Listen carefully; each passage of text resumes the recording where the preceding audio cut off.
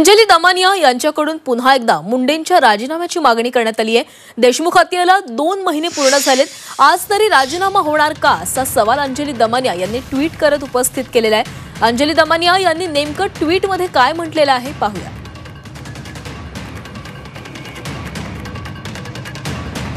आज स्वर्गीय संतोष देशमुख यांना जाऊन 2 महिने पूर्ण झालेत, आज तरी राजीनामा होणार का। आज स्वर्गीय संतोष देशमुख यांना आदरांजली म्हणून एक डिटेल पण यामध्ये मुंडेंवरचे सगळे आरोप पुराव्यासकट सीएम लोकायुक्तांना पाठवत आहे।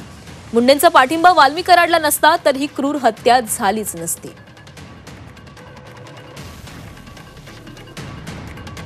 तर अशा प्रकारचं ट्विट अंजली दमानिया यांच्याकडून करण्यात आलेलं आहे। सरकारला प्रश्न विचारण्यात आलेत, त्यामुळे आज तरी ते चौकशी लावतील आणि राजीनामा घेतील अशी अपेक्षा असल्याचं देखील अंजली दमानिया यांनी म्हटलेलं आहे।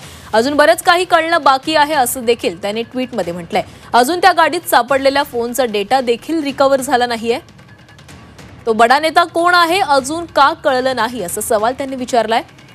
धनंजय मुंडे मंत्रिपदावर आहेत, तोपर्यंत दबाव राहणार, त्यांचा राजीनामा घ्यावा अशी मागणी त्यांच्याकडून करण्यात आली आहे।